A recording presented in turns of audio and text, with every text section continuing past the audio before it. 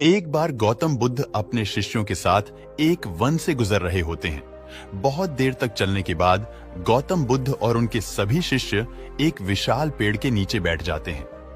उस पेड़ के नीचे एक अलग सी शांति थी। सभी लोग चुपचाप उस शांति को अनुभव कर रहे थे। कोई भी एक शब्द नहीं बोल रहा था।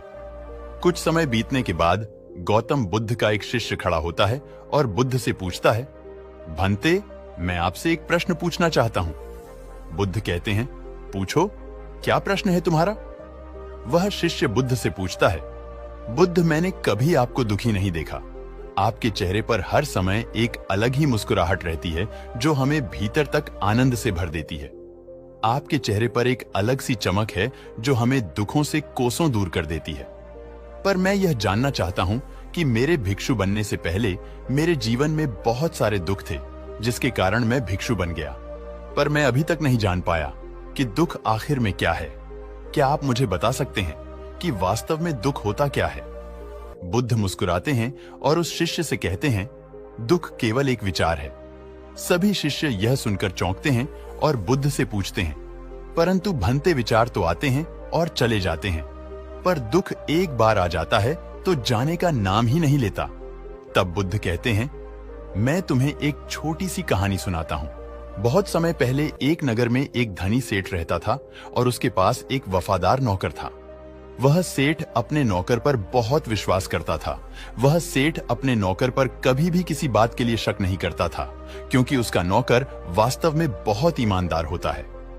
एक बार उस सेठ को किसी काम से बाहर जाना पड़ा।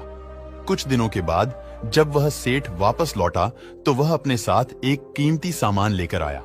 वह उस कीमती सामान को अपने कमरे में सजाकर रख देता है और अपने नौकर से कहता है कि तुम्हें खास तौर पर इस चीज का ध्यान रखना है। ध्यान रहे, यह टूटे नहीं। यह वस्तु मेरा बहुत प्रिय है।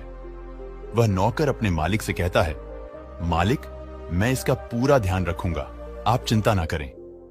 अगले ही दिन वह नौकर पूरे घर की सफाई कर रहा होता है। सफाई करते करते वह सेठ की उस कीमती चीज के पास पहुंचता है और उसकी भी सफाई करने लगता है। सफाई करते वक्त वह कीमती चीज उस नौकर के हाथ से फिसल जाती है और नीचे गिर जाती है और वह कीमती चीज टूट जाती है। सेठ को यह बात पता चलती है और वह नौकर के पास आता है और नौकर को खूब डांटता धमकाता है। पर न तो वह सेठ उस नौकर को नौकरी से निकाल सकता है और ना ही उसे पीट सकता है, क्योंकि वह उसका बहुत वफादार और पुराना नौकर था। इसलिए वह डांट धमकाकर ही उसे छोड़ देता है। सेठ अपने उस कीमती चीज के बारे में सोच सोचकर बहुत दुखी हो जाता है। रात होती है और सेठ अपने कमरे में लेट जाता है। सेठ को नींद नहीं आ रही होती है और वह बहुत बेचैन होता है। बेचैनी के कारण सेठ अपने कमरे से बाहर निकलता है और देखता है कि उसका नौकर आराम से और खर्राटे ले लेकर सो रहा था।